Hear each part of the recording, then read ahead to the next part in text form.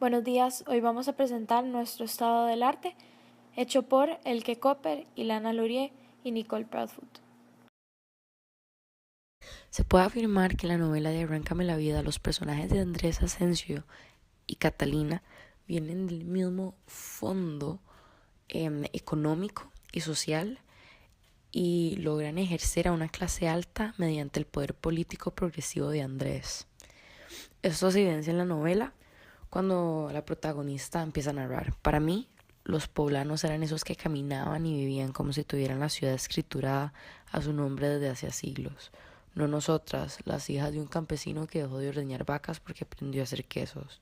No él, Andrés Asensio, convertido en general gracias a todas las casualidades y todas las astucias menos la de haber heredado un apellido con escudo.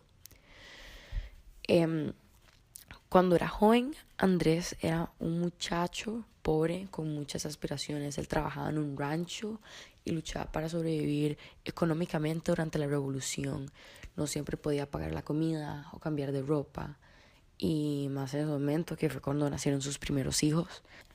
Y eso le complicó poder darle la vida que él soñaba para sus hijos y para él.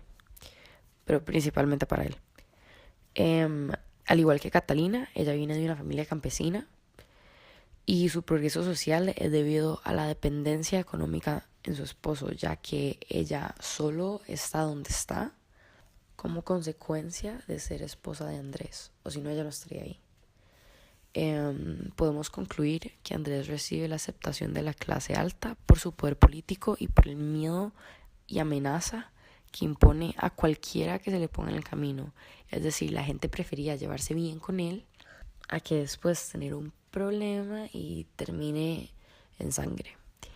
También al provenir de familias pobres sin apellido de importancia como originalmente eran Andrés y Catalina, más se les iba a complicar llegar a puestos más altos social, económico y políticamente. También en la novela de Arráncame la vida la autora describe el ajustamiento que sobrelleva a Catalina al hacerse la esposa del general Andrés Asensio y cómo este matrimonio no la hace menos apegada a sus raíces de Puebla, más bien se hace mucho énfasis en la cultura poblana, se mencionan en las clases de cocina cómo hacían el mole, que eso es bastante tradicional de Puebla, al igual que la talavera, que es en lo que más le da énfasis Catalina. Ella, cuando se muda a México, ella pierde como el contacto tan frecuente como con la talavera, por decirlo así, como ese material que era tan común, tan corriente en Puebla, ya no le era como tan común. En la novela ella dice, cuando Juan, el chofer, me dejó en la puerta de Sanborns de Madero. Ahí me sentía yo protegida porque las paredes son de talavera, manías de uno. Donde hubiera talavera me sentía a salvo. Por eso todas mis casas lo primero que meto es la vajilla de talavera, una de las amarillas con azul para 50 personas. Dice que cuestan una fortuna, entonces hasta se veía mal.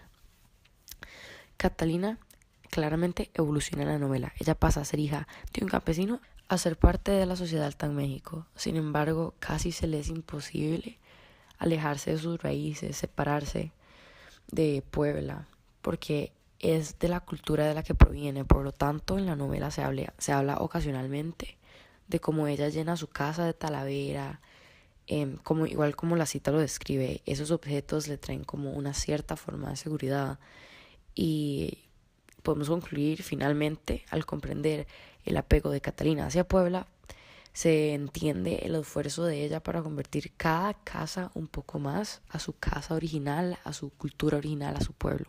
Y de esta manera crea a la vez un ambiente más seguro para ella. Es decir, personalmente creo que Mastretta logra sutilmente plantear que Catalina pone Talavera en su casa no solo por nostalgia, pero por seguridad. Porque irónicamente, a vivir con el general debería sentirse más segura, que tiene un hombre que la proteja, que es un soldado, todo, pero más bien es al revés, le da más inseguridad. Y tener algo de la casa, algo que se le es familiar y algo que sí conozca verdaderamente que lo ve y es lo que es, no como Andrés, que ella no sabe quién es al principio, ella se va dando cuenta de los negocios de su esposo hasta después. También podemos afirmar que la escritora mexicana Ángeles Mastretta gusta de crear protagonistas atípicas quienes desafían los estereotipos de los roles femeninos y asimismo el sistema patriarcal. A lo largo de su relato, estas mujeres alcanzan su propia autorrealización y liberación a través de sus acciones, no sus palabras. Un ejemplo de lo anterior puede ser evidenciado en la siguiente cita. Tomé la tierra y la tiré contra la caja, que ya estaba en el fondo de un hoyo oscuro. Los demás hijos hicieron lo mismo que nosotros. Yo quise recordar la cara de Andrés. No pude. Quise sentir la pena de no ir a verlo nunca más. No pude. Me sentí libre. Ángeles Mastretta, página 115. Esta cita textual toma lugar durante el funeral del general Andrés Asensio. Catalina nos cuenta cómo en ese momento su manera de desprenderse de su marido difunto era literalmente sepultarlo bajo la tierra. Solo así se lograría liberar del tirano que había tomado control de su vida. Dicho lo anterior, podemos entender que efectivamente Catalina sirve como un modelo de mujer progresiva, si la consideramos dentro de la primera mitad de los años 90. Mastretta logra efectivamente representar la vida de una mujer distinta durante la Revolución Mexicana en vez de seguir la agenda político-militar de un general, como es el caso del protagonista de la novela mexicana La muerte de Artemio Cruz.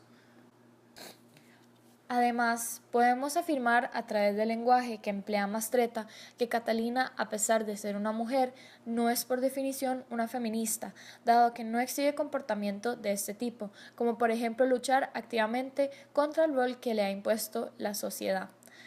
A su vez, es simplemente una mujer quien utiliza su poder obtenido gracias a su nuevo estado socioeconómico para liberarse. Esto lo podemos evidenciar en la siguiente cita. Andrés se levantaba con la luz, dando órdenes como si yo fuese su regimiento. Gritoneaba, órale, huevoncita, ¿qué haces ahí pensando como si pensaras? Te espero abajo, cuento a 300 y me voy. Mastretta, página 89. Esta cita representa una de las varias veces que Andrés oprime a Catalina a través de la novela. Ella a su vez no hace mucho para contradecirlo, al contrario, opta por permanecer bajo las reglas de su marido. Es esta falta de protesta, la cual notamos porque solamente habla Andrés, la cual nos indica que Catalina no se opone a él. Según la lectura, Mastretta nunca se ha asociado a un estilo feminista. Al saber esto, y a partir de la cita anterior, podemos descifrar que el objetivo de Mastretta al crear a estos personajes protagónicos no es rescatar el poder femenino en sí, sino inculcar la belleza de la sentimentalidad y cómo el sentir puede figurativamente llenar a una mujer e inspirarle confianza. Podemos afirmar que Mastretta retrata la subjetividad de la clase media en su prosa. No pretende estar presentando puntos de vista de las otras clases, usando la forma de escribir llamada literatura light para poder entretener a sus lectores. La siguiente cita es: la fiesta entró en nuestra casa sin ningún respeto. Tuve que hacerme cargo de un equipo de meseros y achichincles que los ayudantes de Andrés metieron en mi cocina. Desde el desayuno empezaban los banquetes. Se pusieron mesas por todo el jardín y en 2 semanas pasé a una tranquila madre sin más que hacer que cuidar 2 bebés, a ser la jefa de 40 sirvientes y administrar el dinero necesario para que a diario comieran en mi casa entre 50 y 300 personas, en la página 21.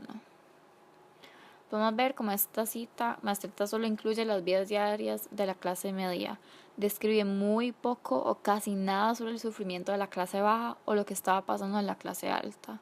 Podemos ver cómo es que los de la clase media actúan acerca de algunos de la clase baja.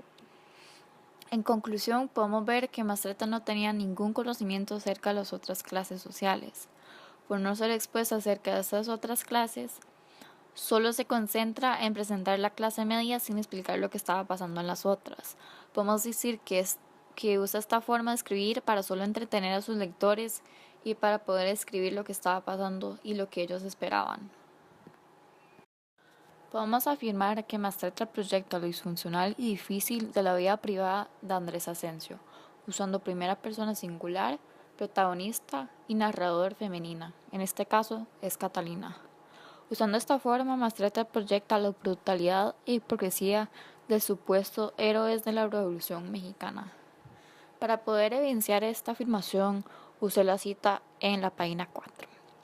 Nos empezaron a llegar rumores. Andrés Asensio tenía muchas mujeres, una en Zacatlán y otra en Cholula, una en el barrio de La Luz y otras en México. Engañaba a las jovencitas, era un criminal, estaba loco, nos íbamos a arrepentir. En esta cita podemos ver cómo la vida de Andrés es fuera de la política. Podemos ver que es evidente que cualquier otra persona tiene sus complicaciones al igual de lo que parezca tener todo ordenado. Podemos ver que Catalina es la que está hablando sobre los rumores que le están llegando sobre su novio Andrés. En fin, la vida de los políticos es una vida muy difícil. Podemos verlo como una vida muy feliz, al igual de tener todos sus trabajos. Podemos ver cómo las mentiras de los supuestos héroes de la Revolución Mexicana en verdad eran. En sí, no eran como parecían, no eran fieles, no les importaba a quienes mataban y estaban dispuestos a hacer todo lo posible para poder llegar hasta la cima.